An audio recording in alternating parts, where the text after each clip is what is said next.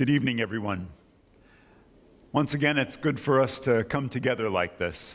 It's been striking me over these last several weeks that we all do probably have a little more time or space on our hands, and taking the opportunity toward the end of a day to just be a little bit reflective about our life and what's going on and any number of other things, to be reflective, especially though, about this bigger experience, this pandemic that really has descended upon us. I don't know about you, but I have I've listened to what economists have to say about it. I've listened to what the medical profession has to say about it. I've listened to what the politicians and the government leaders have had to say about it. And the one piece that seems to be missing, but obviously a piece that's real important to all of us, is what's the perspective of faith? What is the take, the perspective that faith would bring to this coronavirus pandemic? Now, it really is a huge experience. I've heard people over and over again talking in superlatives. This is the strangest thing that's ever happened in my life. I never remember anything else like this. It really has disrupted everything in my life. So people are talking, this is a significant experience. And it will be one that we'll all remember, and I think our country, our town, our lives will be affected for a long way about it. So just because of that, I think it begs our reflection. As people of faith, it draws us to think about it. It really can be a time to reset our faith, too, because with so much shifted and changed and disrupted, it makes us think and reconsider things that perhaps we've taken for granted about God or about faith or about my life or my choices or what it means to be human or whatever it is. So taking time to be reflective, I think, is going to be an important element for us to consider. And so it's good that this week, in these 5 brief sessions, we'll have an opportunity to do that. Now, that's a very natural thing for believing people to do.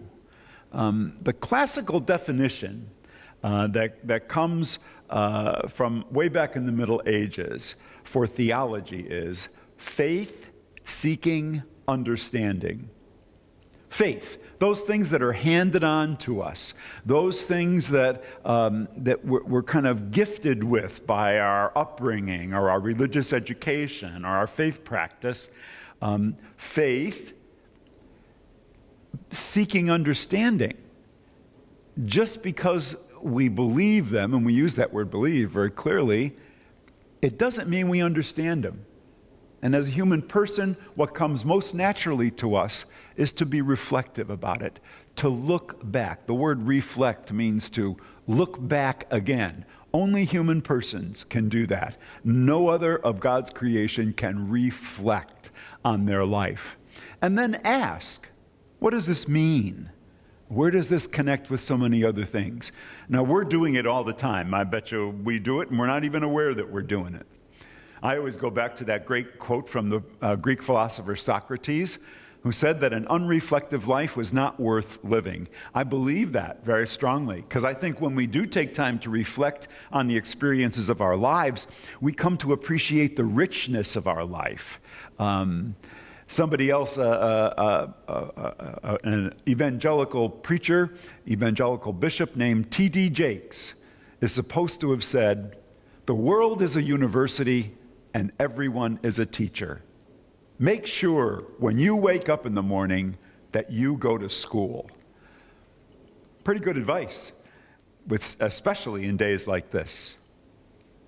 So the coronavirus pandemic, one of the most overwhelming experiences of our lives, something that will mark us and our generation for a long time to come. It calls everything that we know and take for granted and maybe even believe, it calls it into question. And so this is a unique time for reflection on God, on faith, on what our life is about. It's full of a lot of disruption, Think of all the different elements of your life and mine that have literally been upended in these days. But there's also loads of opportunity there. Loads of opportunity for us to appreciate our life and our faith and the reality of God, but also to appreciate how we need to live that. People of faith, when they reflect, that naturally leads us to prayer. When I get a sense of what's going on in my life, I might find it really natural that right from the center of my being comes this awareness of God, or a desire to reach out to God and to put words around, or just the sentiments of my heart around what I'm reflecting on. And it helps us to see the world and life and faith and God better than we did before, which is to say, to do it through God's perspective. Now, this past Sunday, in our Sunday liturgy, the gospel was the story of the two disciples on the road to Emmaus. And that's a perfect example of what I mean by reflection, or an unreflective life is not worth living. They were leaving Jerusalem and going back to their town of Emmaus, and they were talking about all the things that had happened there that weekend. It was an overwhelming weekend for Jesus and his disciples. And so as they're walking along, Jesus comes to walk along with them. They don't recognize him. And he says, "What are you talking about?" And they're aghast that he doesn't have this in the forefront of his mind like it's in the forefront of theirs, the death and resurrection of Jesus. But of course, they don't know it's Jesus.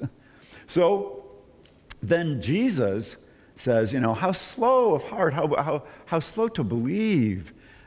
And notice what he does. The gospel writer says he takes what was in the scriptures, and these two people were faithful Jews, so they were familiar with the Old Testament, the prophets and the teachings. He took all the things in the Old Testament and showed how they all spoke about him and about this movement of death and resurrection, about his crucifixion, and all of that was somehow pointed to from the Old Testament. So what was he doing? He was helping them who are all bothered and thrown into an upheaval by the terrible happenings in Jerusalem that past weekend. And he takes the scriptures and says, okay, see those very same happenings that you've been talking about all along the road, see them through the eyes of the scriptures, which is to say, see them through the eyes of God. And that's really what reflection is. It enables us to look at things through the eyes of God. Now, I'd like to ask you this.